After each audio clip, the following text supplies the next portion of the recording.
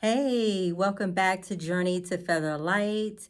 It's your girl Talitha, and it's another beautiful day. I say beautiful because it is. We woke up today. We got another opportunity to be the best version of ourselves. And not only that, enough negativity is being spreaded amongst the world that I am choosing to be a beacon of light. So it's good to be back. Thank you for joining me here today. If you're new to the channel, our mission here at Journey to Featherlight is to have candid conversations where we suggest ways to lighten our loads, to have a heart as light as a feather. That's the goal, is to be childlike at heart. Oh, I am wanting to catch up here today because I have some great suggestions, great things that has come up that I must share. I can't, you know me, I can't leave it for me to just know. So just catching up, there are a couple things, but they all kind of closely relate. Like the first one that came up for me was unconditional love and support. Unconditioned. If we define that, and I'm not defining it, I'm defining it in my own, not based on Webster, but in my own understanding, is it has no limits on it. It's truly unconditional. It's truly requiring nothing. That's what God gives to us every single day, is He loves us. God loves us unconditionally. Our divine source, whoever that may be for you, loves us unconditionally. And I think that the human aspect of us at times may have conditions that we may not even sometimes be aware of. But now it's time to become more aware. When we let go of expectations and accept things for what is, that's the greatest power, in my opinion. That means that you're not loving because somebody's loving you. You're not supporting because somebody supports you. You're unconditionally doing it because that's just what you do. That's just what you have to offer. And so that's where I am in my life. I no longer, because in the past I have been a victim. As we all can be sometimes. I have been a victim of trying to mold someone into loving and supporting me how I feel they should love and support me.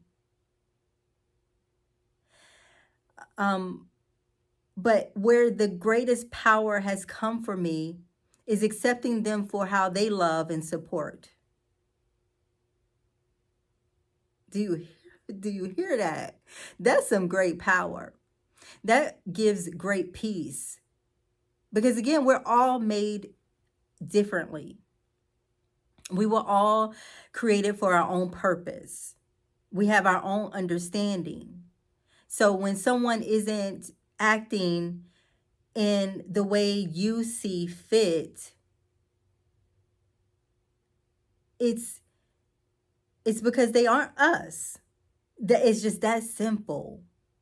When you remember that you are molded and created individually, then you give that grace back to someone else. So, I mean, this has been an awesome realization for me. Excuse me. It has brought peace. My heart's lighter, and I love harder, because again, how I love, the love language. If you don't, you can research it. There are love languages. We each love differently. I love in such a way and you love in such a way. So how can I expect to mold you to how I do things, how I respond? You know, it's, I hope this resonates with someone because expectations is something that is so huge that I find we as humans do. Sometimes we do it with awareness, and sometimes we just do it because of the programming of what we're conditioned to do. So it's unknowingly. Following up with that is control. Slowly come to understand that I can only control myself and how I respond to things. I can't even control my kids. What I mean by that is their response to it. I can show them the way, but eventually they have to come to a realization on their own. You know, they have to make the decision and have the desire to wish to change. So, taking even the children out of this, we have to have the desire to want to change. Um, we cannot change anyone else. So, the power in that is controlling how you respond, controlling yourself, showing the way. That's one of the best, greatest suggestions that I can offer is that I no longer have a desire to try to change someone. Now I just try to show them how to be respectfully, you know? If you're a person that maybe wants someone to wish you good morning at, at work, or I'm greeting them with a good morning because I'm showing them how I wish to respond. That's just a small example, but I also go into prayer.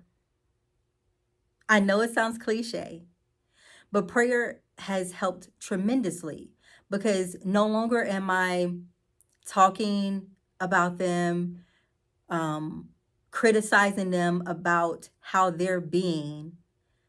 Instead, I'm praying that they become aware of how they are. And with awareness usually creates a shift and makes you look at yourself, and hopefully change is created. But not only that, praying about the situation, the individual, whatever it may be, takes it off of you and gives it to our divine source. We are no longer trying to intervene as a human, but we are allowing the divine source to intervene in that moment. I'm not saying that we become a people pleaser or we accept things that no longer vibe and gel with us. You know, you have to understand your standards, what you're willing to take and not take.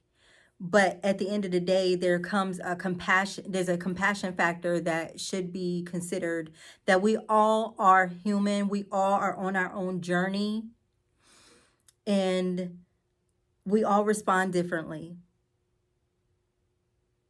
So it brings it back to you can only control yourself and how you respond to things. And all of this, in my opinion, takes back your power. It puts it back into your hands. The greatest power is understanding that, hey, we all have been there. I know I've been there where there may have been times where people don't agree with what I do and how I respond to things. But I had to grow in my own understanding. And that's the grace that you give other people, is they're growing their own understanding. They will get there if it's for them to get there, but it's their journey. That way you don't have the weight on you.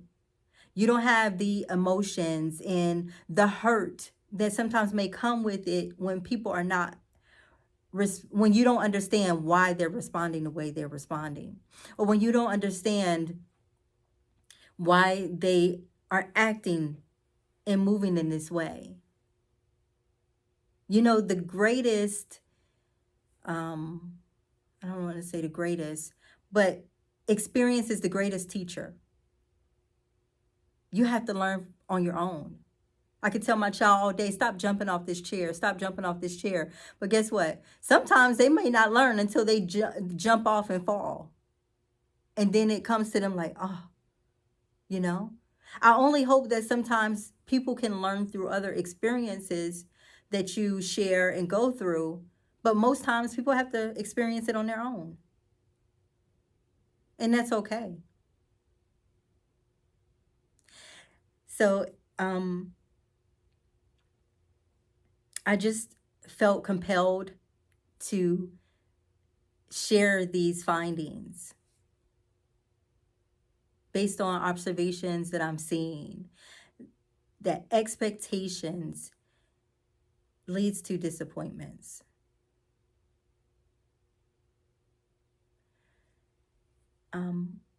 I hope this resonates with you. Hope this brings a little more peace and makes your heart a little lighter. A lot lighter is the goal. It's an incredible time because you have the power to recognize the flaws or things that you are desiring to change and make action towards them. We have the power to create the life that we desire.